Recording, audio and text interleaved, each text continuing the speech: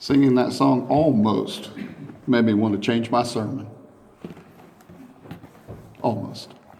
I decided not to. I was more prepared for the one I'm doing tonight than I would have been for one walking up.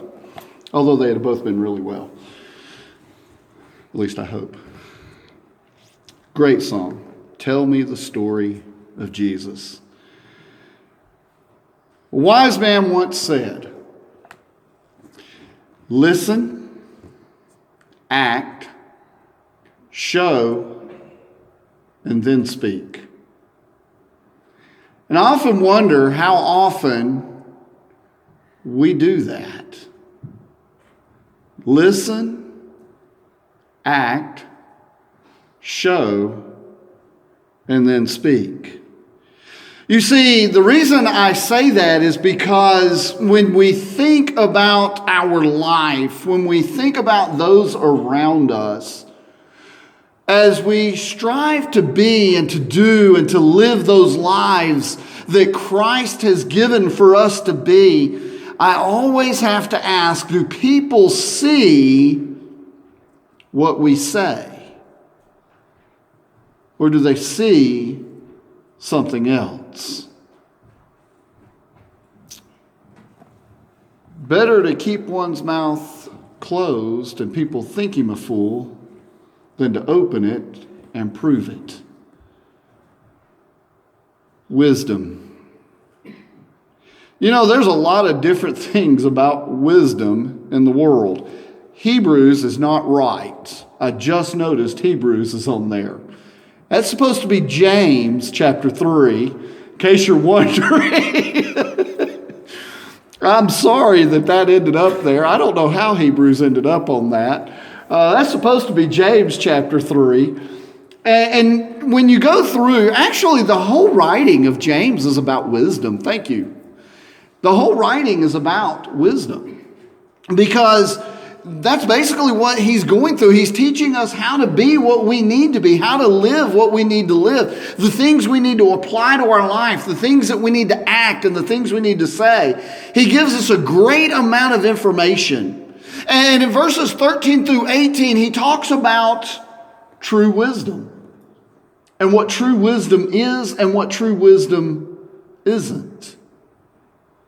And so I want us this evening to examine these verses a little bit more in depth and us to try to grab those nuggets that are there to be able to utilize in our life so that we can demonstrate the wisdom of God in our life. Because let's face it, God's wisdom is the best thing for us. Paul, writing to the Corinthians in 1 Corinthians, is refuting the understanding of man's wisdom through the cross. You know, because the Gentile called the cross foolishness. Whereas we see the wisdom of God through the suffering of Christ on that cross. We see the wisdom of God through the death of his Son, allowing us to have the life we need. We see God. We see the love. James writing, starting in verse 13 of James 3. Who is wise and understanding among you? Let him show by good conduct that his works are done in the meekness of wisdom. But if you have bitter envy and self-seeking in your hearts, do not boast and lie against the truth. This wisdom does not descend from above, but is earthly, sensual, demonic. For where envy and self-seeking exist, confusion and every evil thing are there. But the wisdom that is from above is first pure, then peaceable, gentle, willing to yield, full of mercy and of good fruits, without partiality and without hypocrisy. Now the fruit of righteousness is sown in peace by those who make peace. Isn't it fascinating we run into that word? We were talking about that word this morning, weren't we? Peace. We talked about it last Sunday. Peace. Jesus in the Sermon on the Mount Blessed are the peacemakers. And so we have to ask ourselves, are we peacemakers? Because Paul goes into this, and you and I discussed this as well at other times. It was brought out last week as well in our Sunday morning class. Paul references the gospel as the gospel of peace. He references what we do when we take that gospel to the world, that we're bringing peace to the world. Now, the world may not want that peace, but we still have to take it to them. The life we live is the things that God has for us. I want to take note. Look just at verse 17 for a moment. I want us to truly grab hold of verse 17. I'm going to reread it, and then I want us to think about it for a moment. But the wisdom that is from above is first pure, then peaceable, gentle, willing to yield, full of mercy and of good fruits, without partiality and without hypocrisy. Do you see the words that are used here in verse 17? Pure, undefiled, without sin, not sinful, not going after the worldly lusts, but going after the godly things. Peaceable, there's that word peace again. Talking about the love of God being brought down to man and being allowed for us to have that salvation that brings peace to us, knowing that we do not have to worry about that separation from God, that our sins are forgiven, and it brings that peace within us. Gentle. True wisdom is gentle. It's not rough, it's not hard, it doesn't go against, it's not argumentative, it's gentle. Had a gentleman one day, I had just become a Christian. I was all excited. Y'all remember that day when you became a Christian and you were bubbling over. You were excited with all sorts of stuff. And at first I looked back at it and I thought of it in a bad way. But then I realized that this man was trying to help me, because I remember this elder putting his hand on my shoulder. And he says, "Whoa, young man, you still have some learning to do." And at the time, I didn't understand what he meant, but he was talking about how to handle myself, how to handle the truth, how to handle God's word, how to handle people when they are against what you teach, how to handle those things when they come up, and how to be gentle with others. Because let's face it, the gospel is going to offend people, right? We can say that. The gospel will offend. Why? Because we call out the error of man. And in our society, we can't take what we believe and separate it from what we are. And so if somebody says something negative about what we believe, we take offense to it, because they don't mean what we hear sometimes. But we take offense to it. We have to be gentle. Notice the willing to yield. Willing to yield, putting others first, humbling ourselves toward one another, allowing one another to have precedence. You know, if we had a situation, I remember, I laughed the first time I heard a comedian say this. I remember watching a comedian one day, and he was saying, you can always tell when you're in the South. Because one of you will say, you first, and the other one will say, no, you first. And you have a situation where both of you want the other one to go first. You're allowing this person to go first. And neither one of you want to do it because you're both from the South. So you stand there for an hour telling each other, you go first. Well, granted, it doesn't quite go that way. We understand we don't stand there for an hour, but we understand what that statement means. We yield ourselves. We allow others to have that precedence. Now, does that mean someone that's teaching false doctrine, we should yield to them? No. I'm not talking about things that go against God. I'm talking about the true wisdom, the wisdom that is pure, the wisdom that is peaceable, the wisdom that is gentle, and we demonstrate that to one another in our life and in our way of doing things. Full of mercy. I don't know if you've ever heard me say this, but I am so glad that God is merciful. Because if it wasn't for His mercy, I wouldn't have had His grace. Because He was willing to forgive me. He was willing to look beyond. He was willing to allow His Son to take my place in death because of my sin. He was willing for His Son to take my sin on that cross that His Son went on. He had mercy on me, just as He has mercy on all men. And when we get to a point where we have issues with one another, we need to remember two things. You ready for this? Number one, we need to remember yielding. And number two, we need to remember mercy. Sometimes we just need to forgive and to help and to show. Because some people don't know better. And we have to be able to help them know better. And then he uses that word good fruits. Well, where do we know good fruits from? Oh, that's right. The fruit of the Spirit.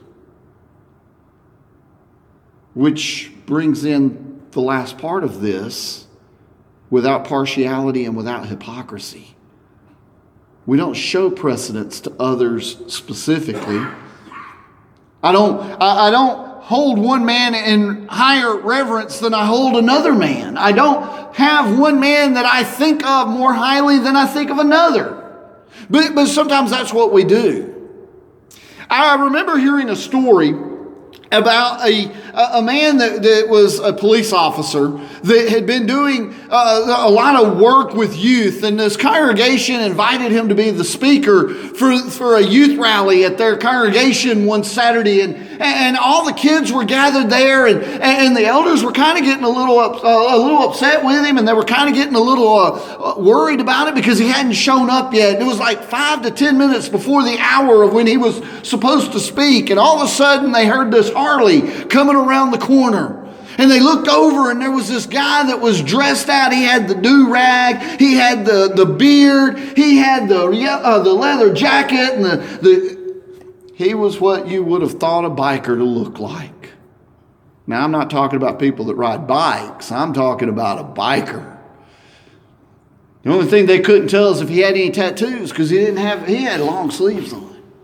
And he got off and he took his helmet, and his hair falls down. It's a little longer than they were expecting it to be. And he puts his helmet there, and he walks up, and they look at him and they say, "Oh, what are you doing here?" And he says, I'm here for the kids." "Oh, no. You're not speaking in front of the kids." He said, "Why not?" And then he looked at the elders and he said, "You see, you made a judgment about me when I rounded the corner on a motorcycle." He went on to talk to the youth about partiality. You see, we don't have that ability. The gospel is not for certain people. The gospel is for all men. And we need to remember that. And without hypocrisy, that means we don't live a lie. We don't profess to be something. And Christ brought this out as well in the Sermon on the Mount when he talks about the Pharisees and the scribes. They lived one thing and they preached something else. And we have to make sure that what we live and what we preach is the same thing. So what we need to understand are the facts of true wisdom. And as that is, we see that in verse 17. These are the facts of true wisdom. If we want true wisdom, these are the things we need to be practicing as Christians so that the world sees God through us, so that they know who we are.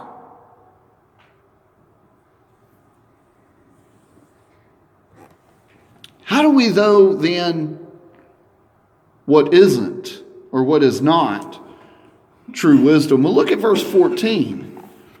Verse 14 says, "But if you have bitter envy and self-seeking in your hearts, do not boast and lie against the truth. This wisdom does not descend from above, but is earthly, sensual, demonic. For where envy and self-seeking exist, confusion and evil and every evil thing are there." Well, what's he saying? He's saying that when we have envy and when we have self-seeking, we put ourselves first. We look for what things we like. I hear people all the time when we get into a discussion on instrumental music. Oh, but I like. It doesn't matter what we like. It matters on what God asks and what God says. You see, what we like is called self-seeking. And I know a lot of people don't like that term. They don't like that idea because they want it the way they want it. Oh, well, the Bible doesn't say we can't. Again, that's self-seeking. And by the way, the Bible does say we can't. It just has to be read properly. What do I mean properly? Without self-seeking. Because God tells us what He wants, which rules out everything else. And you know, if we read the Bible in the same manner with that idea and that understanding, it's amazing. All these things that open up and we look at it, we go, wow, that's interesting, because a lot of things, if we just do it God's way, the arguing's gone. Or we get into that envy. You ever seen two Christians that just really envy one another? They just, I did a sermon one Sunday, and it was kind of funny because it was entitled Keeping Up with the Joneses. I had this little old lady. Oh, she was so sweet. I loved her. Got to know her quite well over cake and coffees at her house. And I'd walk in and it was great. But I got to know her. She came up to me one day and she says, "You know, I really hate those sermons." And I looked at her and I said, "Why?" And she said, "My maiden name's Jones." And I just had to laugh. I mean, you know, but that's what we call it, keeping up with the Joneses. We envy someone else. We envy what they have, and we want it. And we want it so much that we're going to do whatever it takes to get it. Have you ever envied someone's Christianity so much you wanted what they had in Christianity? Isn't that amazing? You ask people that question, they kind of look at you like you're dumb. Ask them, "Oh, what about the money?" "Oh, man, I would love to." Man, working where I work, I get to see all these cars, and I love some of the cars that come through. I love to have them, but you know what? I realize my budget's not going to allow that. It's a great dream one day to have, but it's not worth the envy of someone else having it and wanting it so much I'm going to do something else and strive to find some way of getting it. And notice what he says here in verse 15. He says, envy and self-seeking, if we use these for our wisdom, that's not from above. It's earthly. It's sensual. It's demonic. Those are tough words when you really think about it. They're not godly. They're not pure. They're not righteous. And we don't need it. And I can tell you this. If we would get rid of envy and self-seeking in the life of a Christian, the church would be amazing. Because a lot of congregations suffer from these two things. whether it be elders, preachers, or members. They suffer from it. And we need to be careful. But it all boils down to verse 18. We are to be righteous. Now the fruit of righteousness is sown in peace by those who make peace. No, I'm not talking about a diplomat that goes in and sits down with two warring countries and is able to get these two warring countries to stop fighting one another. That's not what I'm talking about. I'm talking about an individual that can bring peace to an individual's life through the gospel that they bring. Because individuals that have envy and self-seeking are not going to worry about the individual that is living in the world. But an individual that has the true wisdom that is seen in verse 17 is going to want to go and tell them. He's going to want them to know. He's going to want to bring it out to them. He's going to want to show them the truth. And this is where you and I are and where we're to be. We're to live in such a way that when people see us, they see God. We're to be righteous. We're to have the wisdom that comes from above.